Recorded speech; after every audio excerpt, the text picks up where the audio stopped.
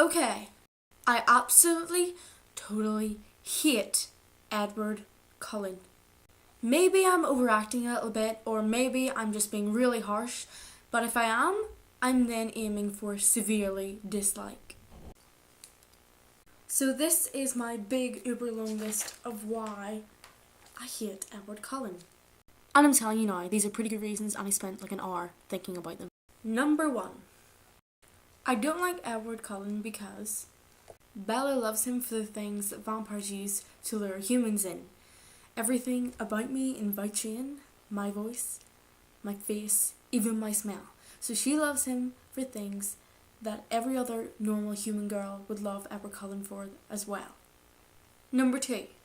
Apparently Bella loves Edward Cullen and she doesn't really care about what he looks like but what's on the inside, even though the whole way through the books all she mentions is how he looks and his smell and how his voice sounds.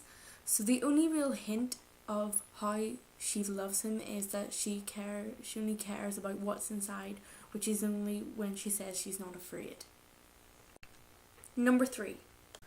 Edward left Bella thinking it would be the best thing for her, even though he knew how she felt. So instead of being selfish, which would have been the rightful thing to do and what Jacob would have done because he loves Bella so much, he left her and she nearly killed herself.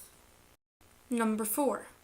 Edward doesn't force Bella to make decisions. He just says that she can decide whatever she wants, whereas Jacob would make her choose between them, because if you don't make her choose between them, then it makes the whole love triangle really confusing. So he just makes it worse, whereas Jacob would make her choose between them, which would seem like a more obvious, smart thing to do.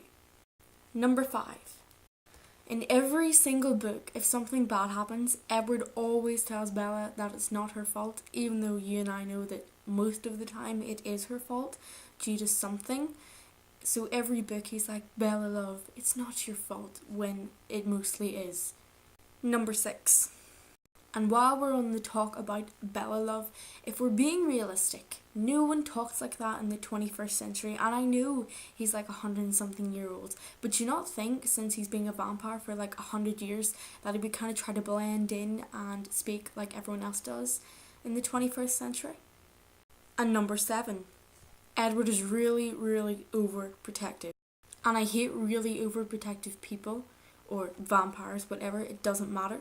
But he just takes it to the very limit. And it's really kind of silly because he tells Bella that she can't go see Jacob because Jacob's dangerous because he's a werewolf, and Edward's a vampire. Oh, it's okay, Bella, I can control myself. Out of a werewolf and a vampire, who is more likely to eat a human? Come on, let's be honest. We all know the correct answer is vampire. So on to number 8. We all know that Edward Cullen is very generous, and he says that he'll give Bella anything that she wants, and every time she asks to become a vampire, he says no. So there's no point ever asking her what she wants again, because you know she's going to ask to be a vampire, and since Edward Cullen won't let her, there's no point in ever asking. And Bella doesn't even like gifts or presents, so what is the point? Number 9. Edward Cullen worries way too much. He's always like, what if this happens? What if you get injured? I'm sorry, he's just too boring for me. Jacob Black is the one for me.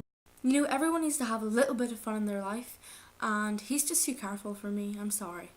And number 10, he gets annoyed if Bella wants to go see Jacob, and he gets annoyed if Jacob wants to see Bella, but it's his own fault because if he didn't leave, then they wouldn't want to see each other because they wouldn't be friends.